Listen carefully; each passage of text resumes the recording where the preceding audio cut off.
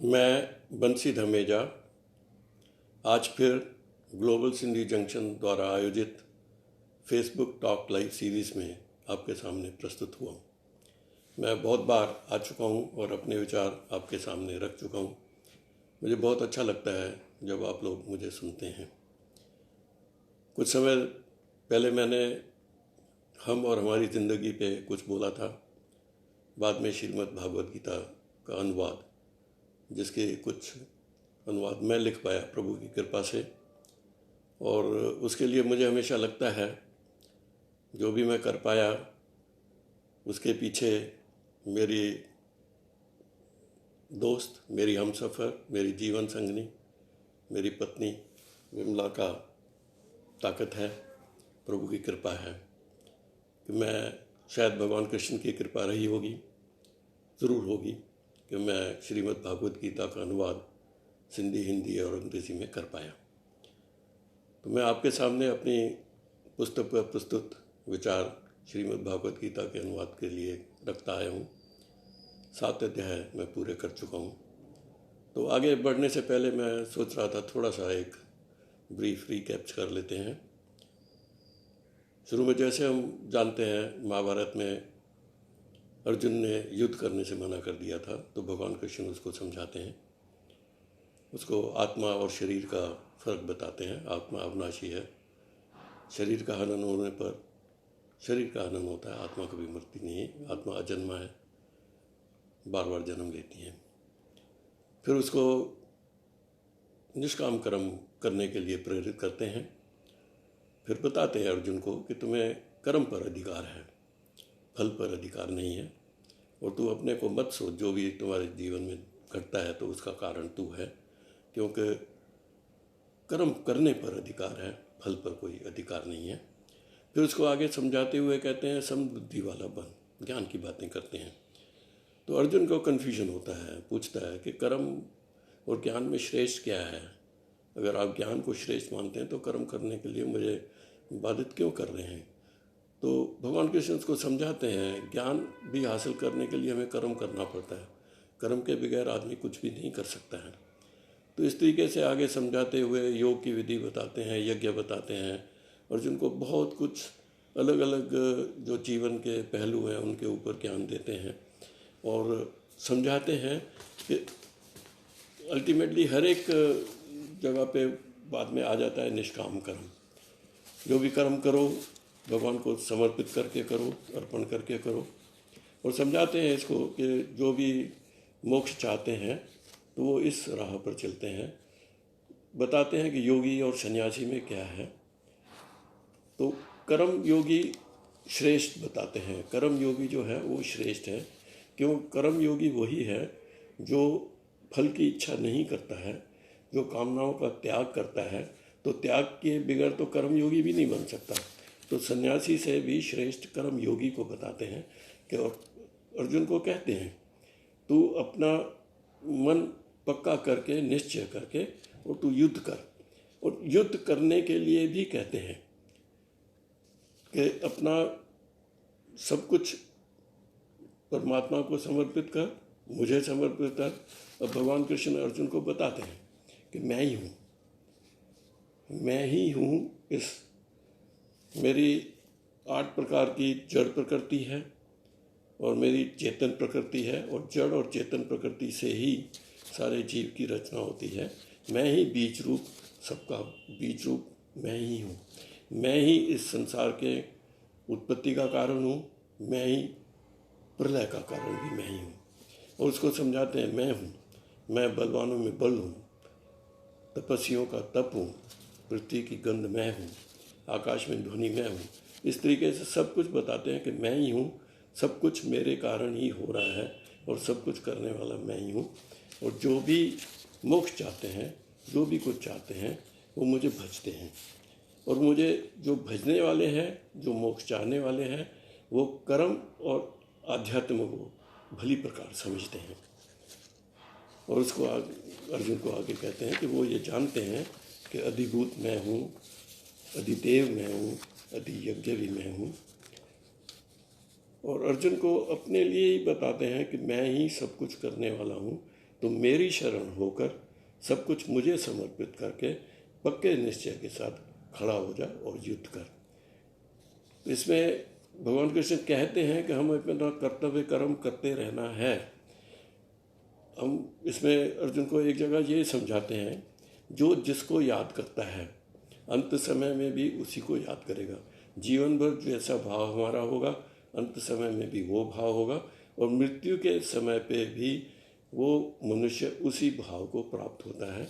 जो भगवान का भजन करते रहते हैं, अंत समय में भी भगवान का भजन ही करते हैं, भगवान को याद करते हैं, भगवान को प्राप्त करते हैं।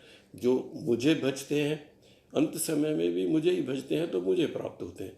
और इसलिए अर्जुन को समझाते हैं कि तू हमेशा मुझे ही याद कर, मेरा ही तू सिमरण करता रहे, पर साथ में अपना कर्म करने के लिए, युद्ध के लिए खड़ा हो जा। तो इसका मतलब ये है, जो मुझे समझ में आता है, हम भगवान की आराधना करें, पर साथ के साथ हमें अपना कर्तव्य कर्म जरूर निभाना है। ये नहीं कि सिर्फ सारा दिन इंसान आराधना करता रहे, भगवान की भजन करता रहे। वो भगवान कृष्ण नहीं कहते हैं, अर्जुन को भी कहते हैं, तू मेरा सिमरण कर, सदा ही मेरा सिमरण कर, पर युद्ध के लिए भी खड़ा हो जा, कि अपना कर्तव्य कर्म जो युद्ध करना है उसका वो समझा दें।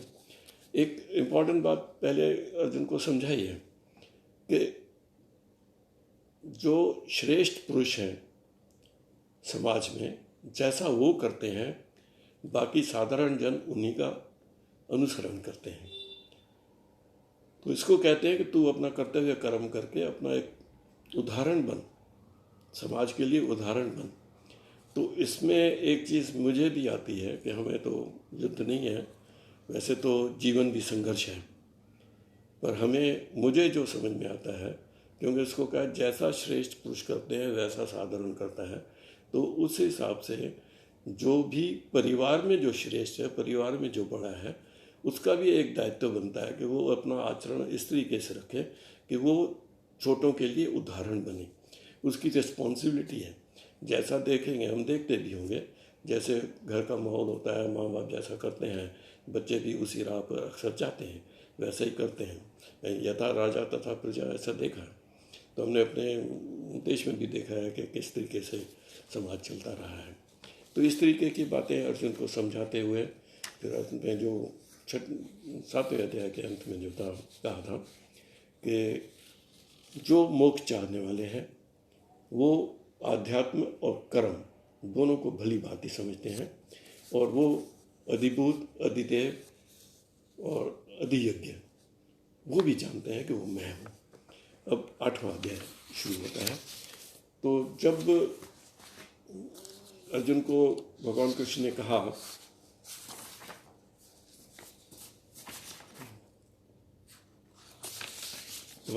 कहा कि अध्यात्म और कर्म जानते हैं, तो अर्जुन पूछता है, 8वां अध्याय है अक्षर ब्रह्म योग। तो अर्जुन पूछता है, हे पुरुषोत्तम, आप मुझे समझाइए अध्यात्म में क्या है और कर्म क्या है। आध्यात्म में क्या है, कर्म क्या है, अधिभूत क्या है, अधिदेव क्या है, और अधियज्ञ कौन है, और किस प्रकार अधियज्ञ शरीर में रहता है, और कैसे आत्म संयमी आपको अंत में जान जाता है। तो ये सवाल किए हैं, अर्जुन ने पूछा है। एक तो अध्यात्म में क्या है, दूसरा कर्म क्या है, अधिभूत क्या है, अधिदेव क्या है, अधियज्ञ क्या है, और किस प्रकार आत्म संयमी अंत में आपको जान पाता है। तो भगवान कृष्ण इसको समझाते हैं, जो अविनाशी है, जो कभी खत्म नहीं होता, अजन्मा है, अविनाशी है, वो आत्मा है और परमात्मा है। ये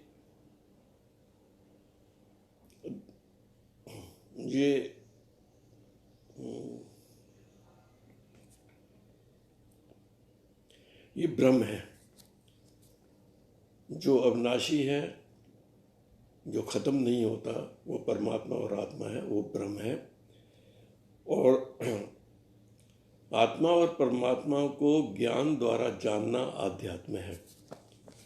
तो अध्यात्म के लिए पूछा था अर्जुन ने, तो पहले बताया है कि आत्मा और परमात्मा ब्रह्म है और आत्मा और परमात्मा को ज्ञान द्वारा जानना आध्यात्म है। तो आध्यात्म है कि भगवान की तरफ हमारा रुझान हो, हमें जानने की जिज्ञासा हो और उसका प्रयत्न करें, तो वो आध्यात्म है।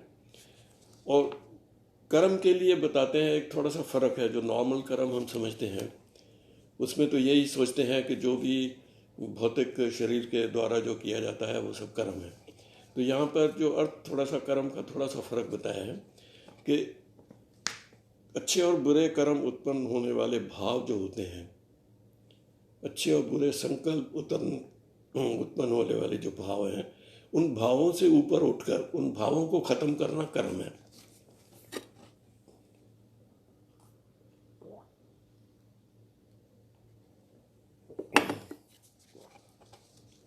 जो हमारे अंदर भाव उत्पन्न होते हैं अच्छे और बुरे कर्म करने के लिए, कुछ भी काम करने के लिए, संकल्प के लिए, उनसे ऊपर उठकर उनको भाव को खत्म करना कर्म है।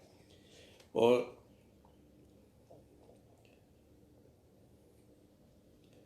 जो शरीर में हमेशा बदलता रहता है, जो शरीर में या सृष्टि में जो सब बदलता रहता है, वो अधिभूत है। जैसे प्रकृति है, एक जैसा एक क्षण भी सेम नहीं होता, एक क्षण में भी कोई ना कोई बदलाव होता है, वो कभी भी सेम नहीं होता, तो वो अधिभूत है। और जो कभी बदलता नहीं है, भगवान का विराट रूप जिसमें सब कुछ स्थित है, वो अधिदेव है। अब पीछे भी कहा है, आगे व्याख्या आती है कि सब कुछ, सारी सृष्टि परमात्मा में समाई हुई है, परमात्मा में ही सब कुछ समाया हुआ है। वो परमात्मा अधिदेव है।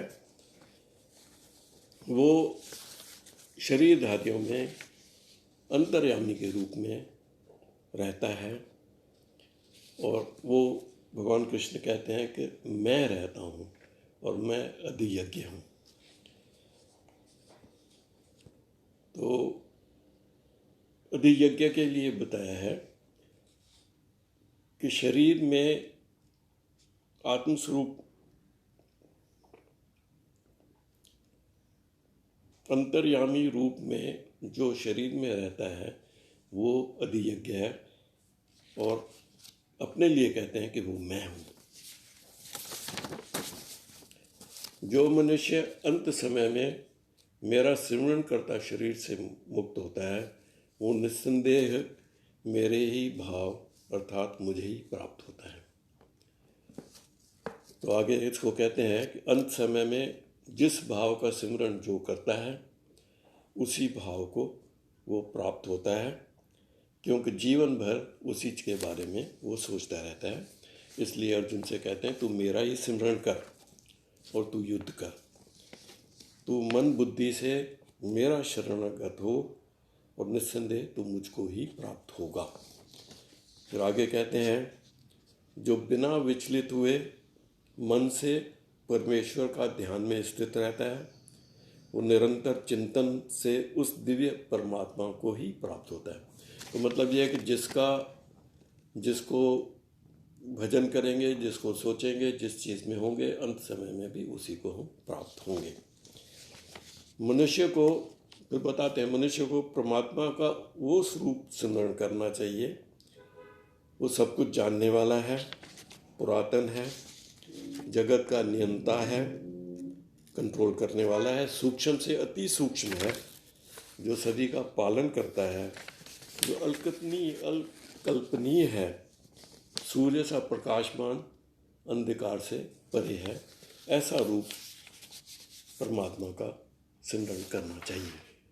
मृत्यु के समय जो अचल मन से भक्ति में लगा रहता है और योग से प्राण दोनों बाहों के बीच में मध्य में स्थापित करता है। अब ये बता रहे हैं कि योगी जन जो कर सकते हैं, तो अंत समय में मन से भक्ति में लगा रहता है और भक्ति भी चलती रहती है और योग भी चलता है और योग से प्राण को भौरों के बीच में स्थापित कर लेता है।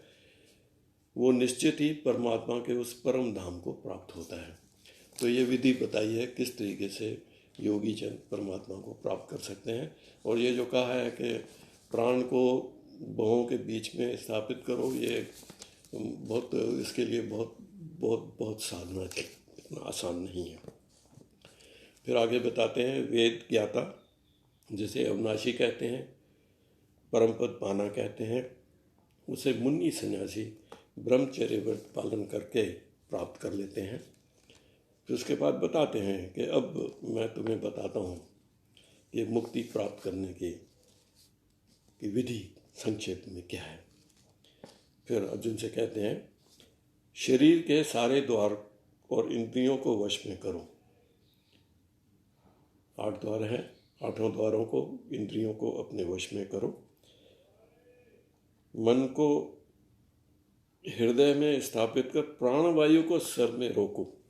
ये फिर वही है, प्राणवायु हमारा प्राण है, प्राण के बगैर नहीं चलता, जीवन का प्राण ही है और वायु है। तो प्राणवायु को सर में रोककर योग धारण करो। फिर वही कहा है कि पहले योग धारण करो और योग धारण करके ओमकार अक्षर का उच्चारण करो। और जो मेरा सिमरन करता है ओंकार का उच्चारण करते हुए, वो शरीर त्याग कर मुझे, मेरे परम धाम को या मुझे प्राप्त होता है। तो यहाँ पर ये विधि बताई है कि मन और इंद्रियां, ये सभी शरीर के सभी द्वार और इंद्रियों को अपने वश में करके मन को हृदय में स्थापित कर प्राण वायु को सर में रोककर योग धारण करना चाहिए। पहले योग धारण करो और योग धारण करते हुए ओमकार का उच्चारण करके मेरा सिमरन करो तो मुझे ही प्राप्त होगा। ये अर्जुन बताता है, अर्जुन को भगवान कृष्ण समझा रहे हैं। फिर कहते हैं हे अर्जुन, जो मेरे अतिरिक्त अन्य किसी का मन में चिंतन करता है और सदैव नियत रूप से मेरा ही सिमरन करता है, ऐसा मेरी भक्ति में स्थित भक्त सरलता से मुझे प्राप्त कर सकता। फिर अर्जुन को कह रहे हैं कि जो मेरे अतिरिक्त अन्य किसी का सिमरन नहीं करता, वो मेरा ही सिमरन करता है और नियमित रूप से करता है, हमेशा मेरा सिमरन करता रहता है, मेरी भक्ति में स्थित रहता है, वो सरलता से मुझे प्राप्त कर सकता है। तो मतलब है कि जो सरलता से प्राप्त कर सकता है, मतलब उसके लिए आसान होगा। जो सिमरन नहीं करता है, जो भक्ति नहीं करता है, उसके लिए भगवान कृष्ण को प्राप्त करना आसान नहीं है। तो कहते हैं जो मेरे सिमरन करता रहता है, मेरी भक्ति करता रहता है और सदैव नियमित रूप से करता है, वो ऐसा भक्त ही मुझे, उसके लिए मुझे पाना सरल होता है। मुझे जब प्राप्त कर लेता है, वो दुख रूपी संसार में पुनर्जन्म नहीं पाता है। जो पहले भगवान कृष्ण कहते हैं जो मुझे प्राप्त कर लेता है, वो दोबारा संसार में जन्म नहीं लेके आता है और परम सिद्धि प्राप्त कर मेरे ही परम धाम में रहता है। फिर कहते हैं हे अर्जुन, निम्न लोकों से लेकर ब्रह्मलोक तक, निम्न लोकों से लेकर ब्रह्मलोक तक जीव होते हैं और ये सभी जीव जन्म और मृत्यु के चक्र में वो प्राप्त होते रहते हैं, किंतु जो मुझे प्राप्त कर लेता है उसका पुनर्जन्म कभी नहीं होता है। तो भगवान कृष्ण अर्जुन को बता रहे हैं कि निम्न लोक से उच्च लोक, अलग अलग लोक हैं, उसमें जीव होते हैं। वो जीव सारे ही जन्म और मृत्यु को प्राप्त होते रहते हैं, परंतु जो मुझे एक बार प्राप्त कर लेता है उसका फिर पुनर्जन्म नहीं होता है। जो योगी जानते हैं, अब आगे आकर थोड़ा सा अलग सा बताया अर्जुन को कि जो ब्रह्मा का दिन, अर्जुन को बता रहे हैं ब्रह्मा का दिन और ब्रह्मा की रात क्या है। ब्रह्मा का जो एक दिन है वो हजारों चतुर्युगों का ब्रह्मा का दिन होता है। हजारों चतुर्युगों का दिन एक ब्रह्मा का दिन है। चतुर्युग 4 युग है। 4 युग हम जानते हैं, सतयुग, त्रेता युग, कलयुग और क्या रह गया मैं, एक ध्यान नहीं आ रहा, 4 युग हैं। तो कहते हैं हजारों चतुर्युग को मिलाकर ब्रह्मा का एक दिन बनता है और उतनी ही लंबी रात होती है। और आगे अर्जुन को बता रहे हैं कि जब ब्रह्मा के दिन की शुरुआत होती है तो उसमें अप्रकट से सारे जीव प्रकट हो जाते हैं। अब ये अप्रकट शब्द यूज किया है, अप्रकट जो नहीं है, जो हम देखते हैं हमारे सामने नहीं है, अप्रकट है। एक तो प्रकट है जो मैं देख पा रहा हूँ, अप्रकट है जो नहीं देख पा रहा हूँ। इस तरीके से जो अप्रकट है उसमें सारे जीव होते हैं। जब ब्रह्मा का दिन की शुरुआत होती है तो सारे जीव अप्रकट से प्रकट हो जाते हैं, और जब ब्रह्मा की रात की शुरुआत होती है तो सारे ही जीव वापस अप्रकट में विलीन हो जाते हैं। तो ये थोड़ा फिलोसॉफिकल है, जो मुझे समझ में आता है कि जो भी हम देखते हैं, जो है हर एक की अपनी अपनी एक क्षमता है देखने की। तो जो हमें दिखता है वो हमारे लिए है, जो हमें दिखता नहीं है वो हमारे लिए नहीं है, वो है ही नहीं, हम कहेंगे नहीं है। तो कहीं ना कहीं कुछ ना कुछ है, कहीं ना कहीं कुछ ना कुछ है। तो ये भगवान कृष्ण कहते हैं सारे जीव भी कहीं पे हैं, वो कहीं पे हैं, वो अप्रकट है, अप्रकट से प्रकट में आते हैं फिर अप्रकट हो जाते हैं।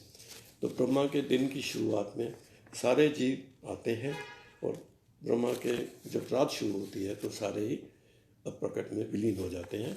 और ये आगे बताते हैं कि ये वही एक समूह है जो बार बार प्रकट और अप्रकट होता रहता है। वही समूह है, वही जीवों का समूह है जो अप्रकट और प्रकट होता रहता है।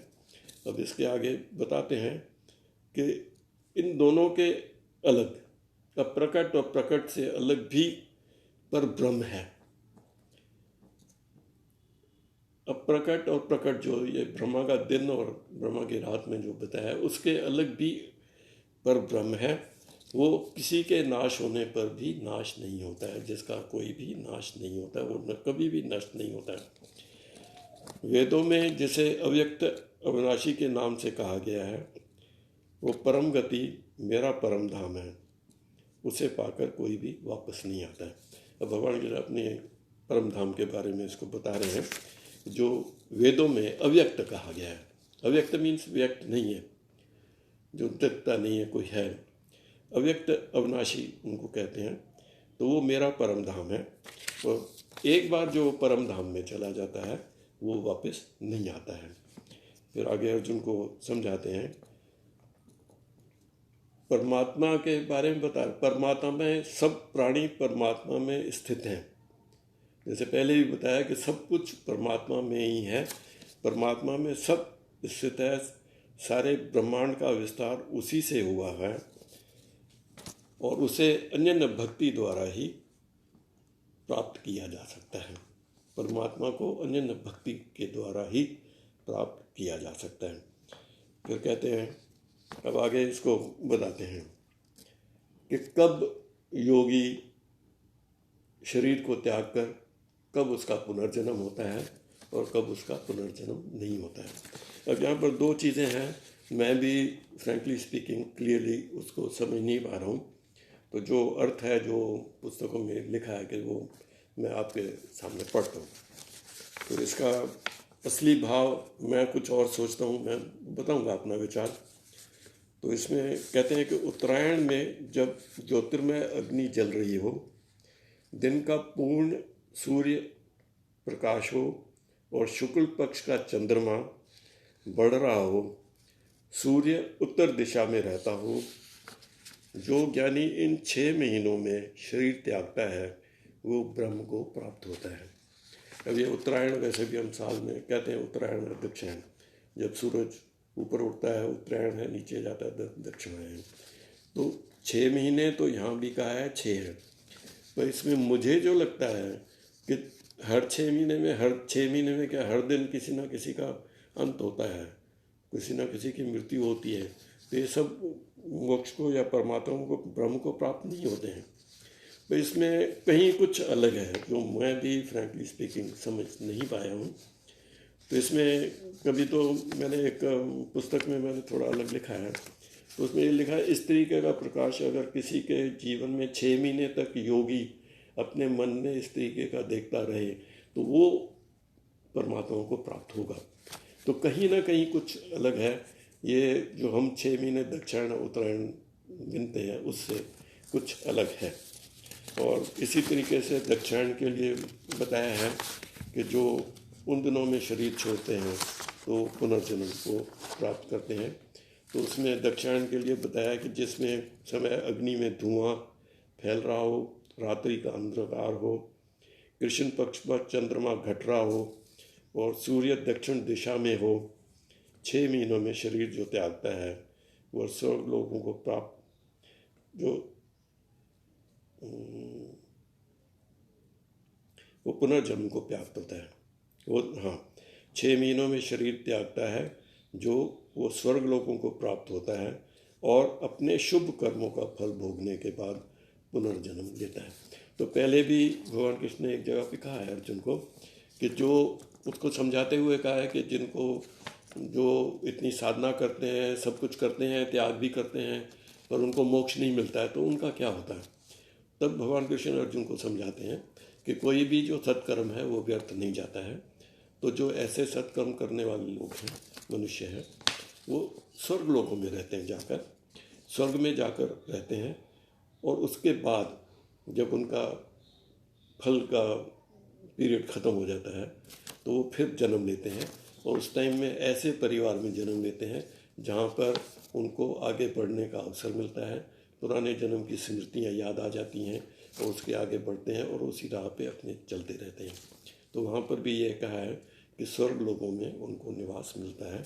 तो यहाँ पर भी यही कह रहे हैं कि जो कृष्ण पक्ष के चंद्रमा में, कृष्ण पक्ष का चंद्रमा घट रहा हो, सूर्य दक्षिण दिशा में हो, 6 महीने में शरीर त्यागता है जो योगी, वो स्वर्ग लोग प्राप्त करता है और वहाँ अपने शुभ कर्मों के फल को भोग कर फिर पुनर्जन्म को प्राप्त करता है।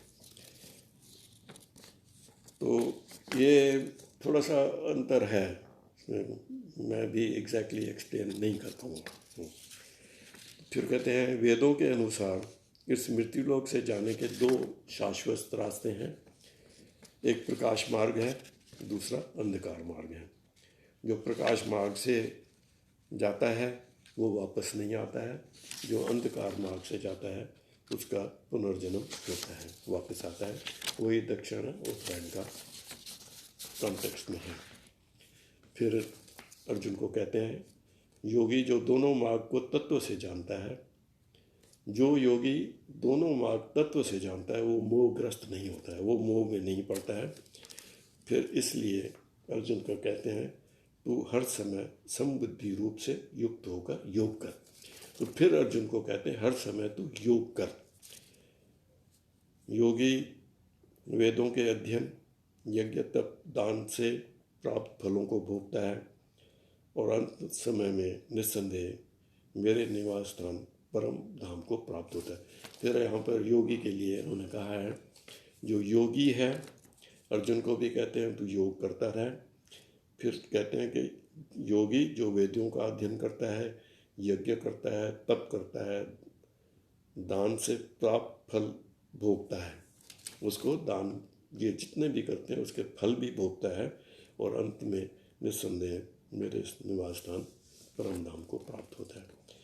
तो इस तरीके से ये जो 8वां अध्याय है अक्षर ब्रह्म योग समाप्त होता है।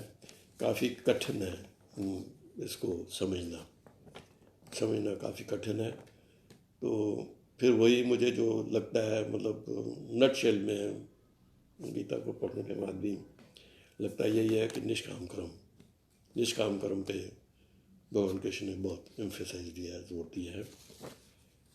तो ये समाप्त होता है। मैं थोड़े से कुछ लोग दिख रहे हैं, मैं उनका शुक्रिया अदा कर लेता हूँ।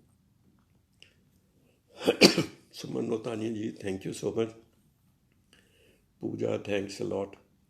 महेश सिंह जी हैं, इनका बहुत बहुत शुक्रिया। सीमा है, Seema Dameja, Pooja, Vimla, Vidya Navani ji, thank you so much.